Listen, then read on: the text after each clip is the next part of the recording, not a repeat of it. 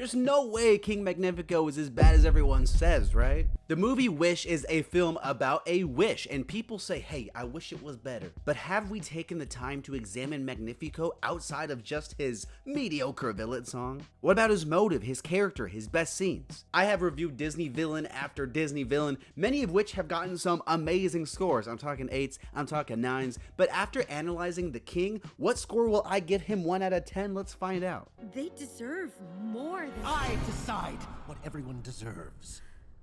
In the world of Wish, you give your wish to the king because having a dream, that's too stressful. My wish, for example, is to be the #1 taijutsu specialist. But I'm gonna be sad if I don't do that, so I give my wish to the king, and once a month, he'll grant a wish to a lucky person. The main character of the film, Asha, says, whoa, buddy. If some dude in Germany, his wish is to commit mass genocide, he should have the ability to pursue that wish. Because wishes are special and magical, and Disney, the power of Disney. The king says, nah, lady, listen, I get to decide, and if you disagree, it won't matter, because nobody's talking about this movie anyway. Main character girl wishes on a star, and Magnifico says, whoa, there was a ball in the light of the sky. This means war. Ready the troops, hide the wishes. I'm gonna use my demon book that's gonna corrupt me and give me the power of green, so now I'm really evil. Yeah, not phenomenal. Honestly, I don't think the movie put as much thought into the motive as they should have, because the more you think about it, the more questions there are. He's kind of got a point, I guess, but it's never fully explored. I mean, he is kind of stopping some bad wishes. Good idea for him to watch them. He kind of just needs a better system. But then Asha says, no, screw that guy, we gotta take him down. Everything corrupt. Him whack. His whole thing about the threats to his power, bit of an overreaction, and I get he's paranoid about losing his power, but he just sees a light in the sky and then goes, I believe I've been threatened. Gotta keep the power, but that's kind of a generic motive. We see that in villains all the time. Still, it's not bad, just mediocre. Better than Han's 100%, but it feels like a weaker version of Mother Gothel, I need my power, oh, the lengths I'll go to keep my power. Time to go crazy. You are their handsomest, most beloved king. You're right. I am a handsome king.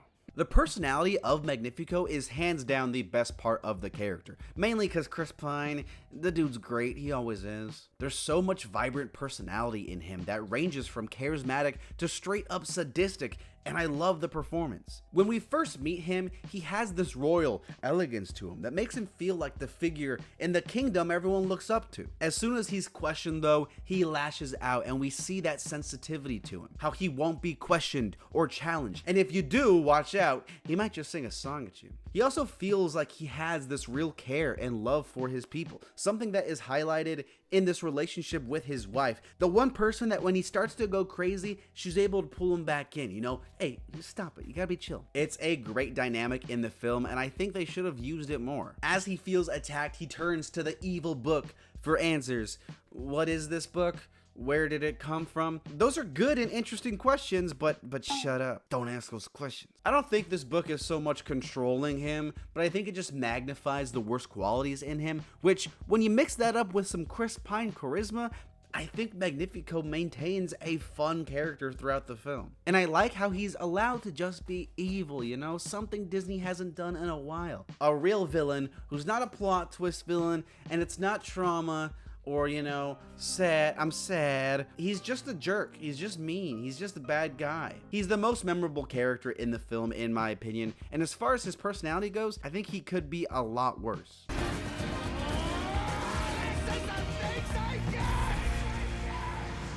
Let's talk about his scenes though. You're gonna wanna stay around for this one because I got some hot takes when it comes to his songs. At All Cost, best song in the movie. They sound good, and even more so, it's the only song in the film the lyrics actually kinda hit. I love the idea of both characters singing the same words, but talking about different things. Asha singing about how she'll protect her family at all cost, and Magnifico the wishes, and therefore his power. For an introductory song, it tells us a lot about the king, mainly the fact he does actually care for these people, and he's not just 100% focused on his power. At least this non-corrupted version of him. I don't like this scene where he thinks he's been threatened because he sees a light. For me, if I see a bright light go off in the middle of the night, I don't assume threats or aliens. I just assume, my neighbor's got a motion detecting light. There are a few scenes with Magnifico that aren't bad, I think mainly because of how good Chris Pine is. But I know what you're here for, okay? You're here for the best song since Ni no Kuni World Map theme, This Is the Thanks I Get. You want me to bash it, don't you? Just like everyone else. You want me to say it's not that good. Is that what you want? Because you're right, it's not that good. But it's also not bad. If you've watched any of my other 200 something villain reviews, you'll know I love villain songs. So I was really excited when I found out Disney was bringing them back. Let's start with the negatives. The lyrics aren't great. A lot of people have pointed out the lyrics don't make a lot of sense, kind of lazily written. I let you live here for free, and I don't even charge you rent. Brother, that's the same thing. Also, the tone. Give me a villain tone, not pop song vibes, not like Trolls, In fact, Trolls had a way better villain song. Trolls 3 villain song wasn't as pop as this song. The best Disney villain songs have a more dark and ominous tone. I'm talking Hellfire, Friends from the Other Side, Be Prepared. And while lighthearted ones can work like Mother Gothel, they should never be the standard. That's what I don't like, but there are a few things I enjoy about the song. Visually, it has some good moments. In the last 30 seconds or so, it's not bad. That moment he uses the book for the first time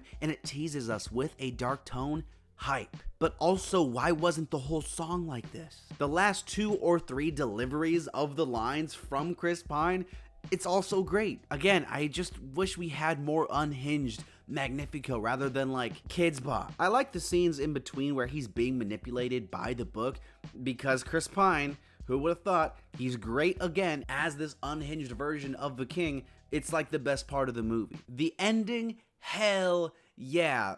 At first, he's wrecking house. He outsmarts our main characters. He's growing more powerful with every second. Hell yes, old school Disney villains are back. Until the movie says, nah. I know we've written ourselves into a corner because Magnifico's on demon time and literally nothing can stop him. So let's sing a song. Such a, what? Kind of ending, huh? The idea of love and friendship winning in a Disney film, it's not unheard of, but the problem here is that the powers aren't defined, so it's just confusing.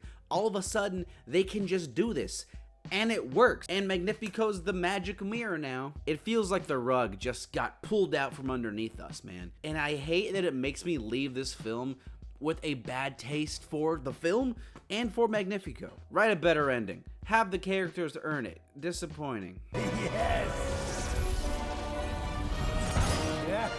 Yes! For everything about Magnifico that gets me hyped, there's something else just so determined to drag him back down to mediocrity. Chris Pine is awesome, and the king has a fun and interesting personality, but his song, And the ending, good lord, it's sad how he gets defeated after having a really high high. At All Costs is a good song though, and there are some fun scenes in between. He's still like the best part of the film. I'm gonna give King Magnifico a 6. There will be no more hope, no more dreams, and no escape.